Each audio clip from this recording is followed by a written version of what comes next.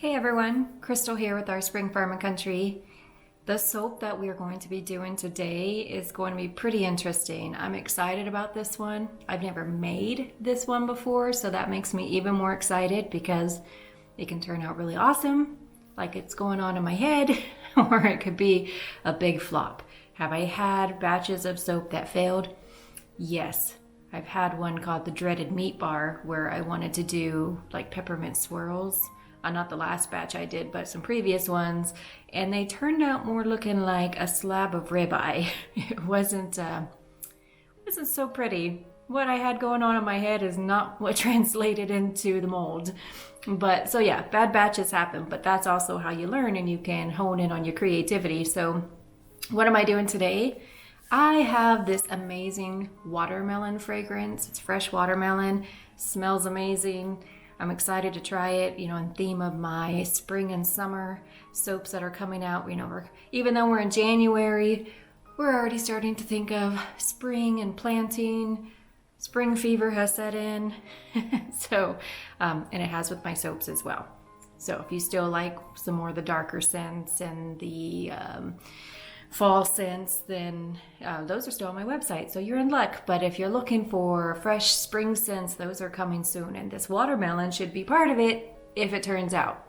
So the plan is for today is I've got to split my batter into 3 because I actually want to create the rind of the watermelon, so the green and the white that would be right above that, and then of course a juicy red above that, and then I'm going to add in some black poppy seeds to mimic the seeds of a watermelon. And also what black poppy seed does is creates an amazing exfoliation experience too when you're using the bar. So not only is it pretty in the bar, but it's useful too, which is what I try to do in every bar. You probably won't see much in one of my bars that doesn't have some sort of purpose to it. It's not just to be pretty, even though they're that too.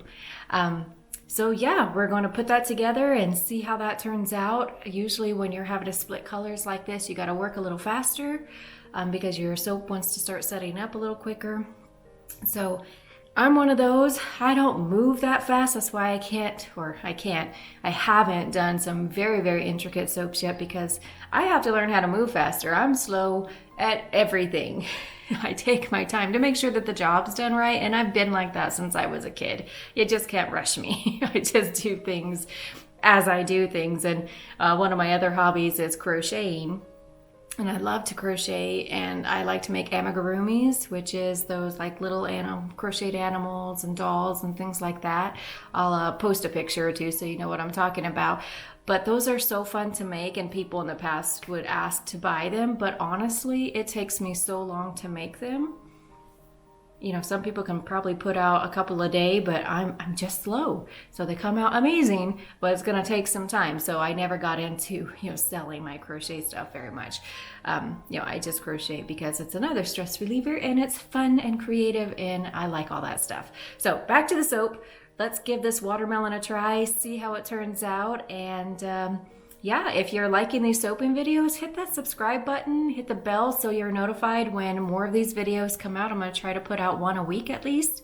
And hit like. We enjoy all of those things. Hit all the buttons down there. But let's get to this.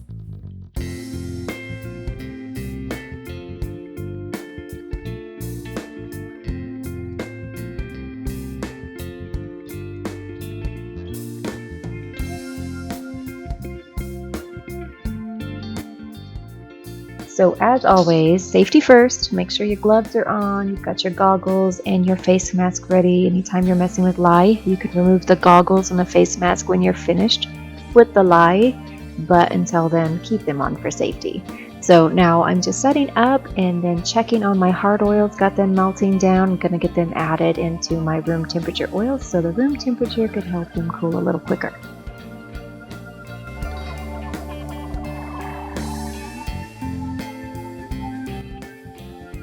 So goat milk and any kind of dairy that you might be using in your soap, it heats up really fast. It has a lot of natural sugars in it, so it can cause your lye to get very hot, and lye already gets hot. So if you wonder why I freeze them into ice cubes, it's because of that. It helps the lye cool quicker and keeps the milk from actually scorching, because you don't want scorched milk in your soap at all.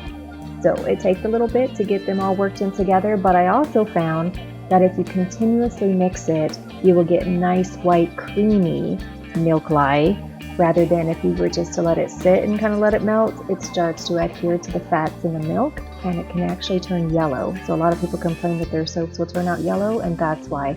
It starts heating those up and the particles start to stick, it changes the color. But if you continually mix like I'm doing, then you'll get a nice white creamy color that you're looking for. Hard oils are ready to be added into the room temperature, so quickly get those mixed in, and then I can set that aside in the ice bath so it can be cooling. And now to work on the colors, because again, we've got several colors in this one. We want green, white, and red, and the green that I have is quite bright, so I'm going to add a little blue to it to make it a little darker or richer green that you would actually see on the rind of a watermelon. So sometimes that's kind of the fun part. You take all your colors and you can create something new out of it. That's why I always get primary colors, and then you have the entire rainbow at your fingertips.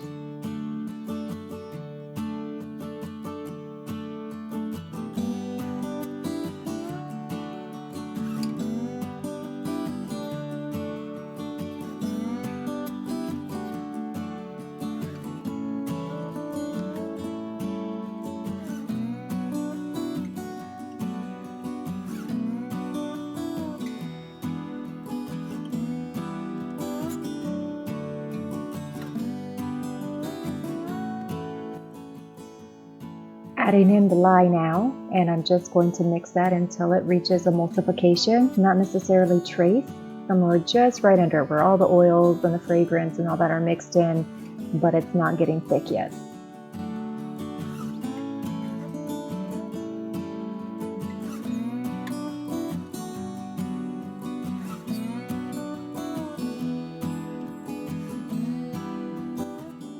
Now comes the fun part of mixing in the colors. So I split out my 3 colors. I'm going to leave the red in the bowl itself, and then the white and the green will go in separate containers. And I really can't get over this red. I know on the camera it may look a little pinkish, but it's actually a true red, which is really hard to get sometimes with soap. So I really love this red. Looks like looks like death in a bowl, but it's going to look really good in the mold.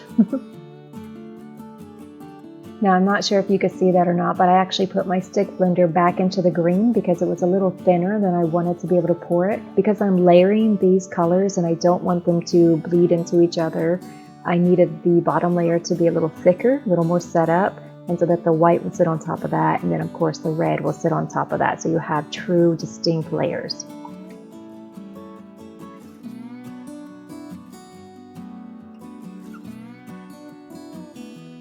A little trick for when you are doing these kind of layers is to let your spatula be the guide. Put it close to the bottom layer and put the other color on top. That way it's not sinking in.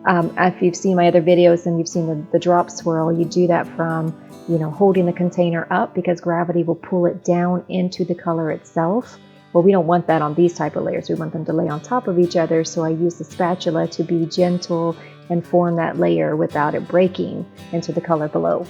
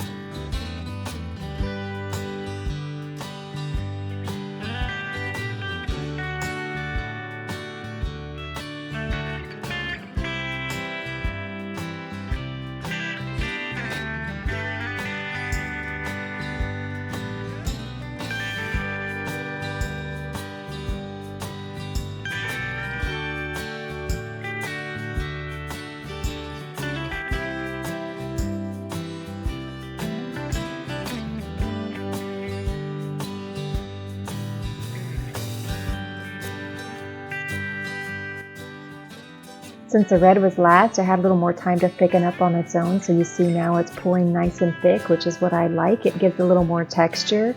Earlier I did put in the black poppy seeds, so within this bar you're going to have some great exfoliation with those poppy seeds and kind of mimics the seeds that would be in a watermelon as well. But I love how it's forming and the texture of it as it goes on to the very top layer.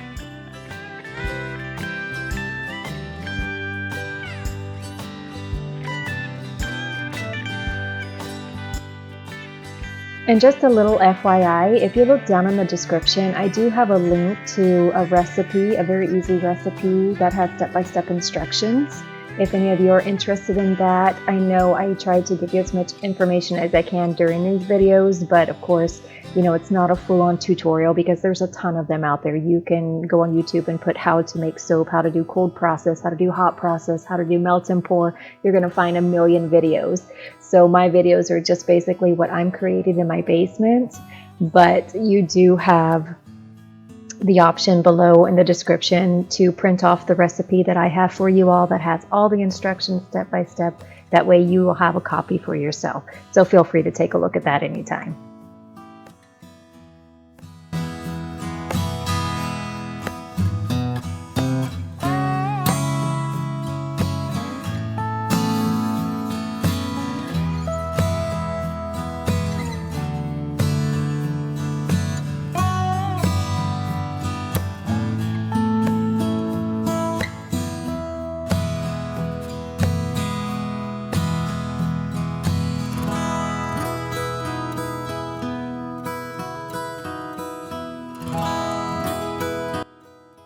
Another tool in my soap toolbox is just a plain old spoon.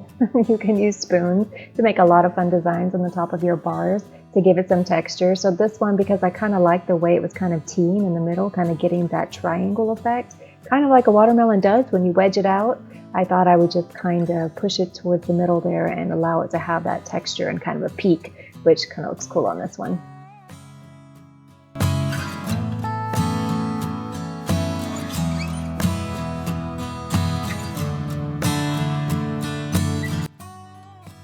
Adding a few extra black poppy seeds to the top just for visual effect makes it look a little extra pretty and unique. And then at the very end, I'll spray some rubbing alcohol on the top. Again, that just helps prevent soda ash that can occur as it's curing. It doesn't affect the bar at all. It's just purely cosmetic, but I personally don't like that on there because it's a little hazy. It will mute the colors a little, and I like it to be as vibrant as it can stay. So just squirt a little rubbing alcohol in there. It evaporates off during curing. It doesn't affect the bar at all. Just helps prevent that soda ash. And really that's it for this video. So what I'll do is I will fast forward 24 hours and show you the cut. And I think you're going to like the way these turned out. Let's find out.